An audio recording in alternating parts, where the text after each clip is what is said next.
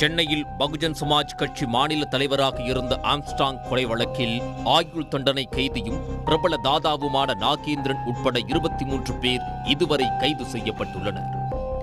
அவர்களில் 6 பேர் வழக்கறிஞர்கள் ஆவர். ஆம்ஸ்ட்ராங்கை கொல்ல திட்டம் வகுத்து செயல்படுத்தியதன் பின்னணியில் உள்ள பிரபல ரவுடிகள் சம்பவம் செந்தில் மற்றும் சிசிங் ராஜா ஆகியோரை தனிப்படை போலீசார் தீவிரமாக தேடி வருகின்றனர்.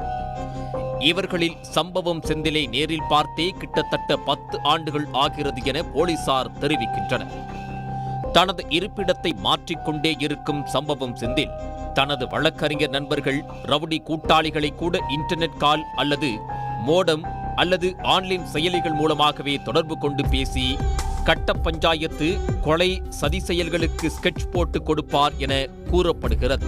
சம்பவம் செந்திலின் கூட்டாளி ஈஷாவிடம் 10 இன்டர்நெட் கால் எண்களை போலீசார் பெற்றுள்ளனர்.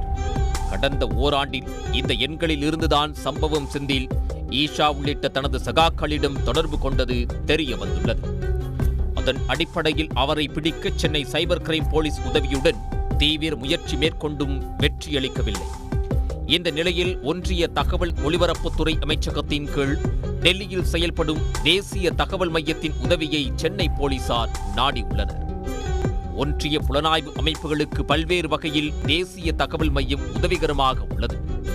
குறிப்பாக பயங்கரவாதிகளின் தகவல் தொடர்புகளை நவீன தொழில்நுட்ப கருவிகள் மூலம் கண்டறிந்து அவர்களின் இருப்பிடத்தை புலனாய்வு அமைப்புகளுக்கு தெரிவிக்க தேசிய தகவல் மையம் உதவி செய்கிறது. அந்த வகையில் சம்பவம் செந்தில் மாயாவி போல போலீசாரின் பிடியில் சிக்காமல் இருப்பதால் தேசிய தகவல் மையத்தின் உதவியுடன் அவரது இருப்பிடத்தை கண்டறிந்து கைது செய்வதற்கான வேளையில் சென்னை போலீசார் மும்முரம் காட்டி வருவது குறிப்பிடத்தக்கது. சன் நியூஸ் வாட்ஸ்அப் சேனலை ஃபாலோ செய்யுங்கள். QR கோடை ஸ்கேன் செய்து சன் நியூஸோடு இணைந்திருங்கள்.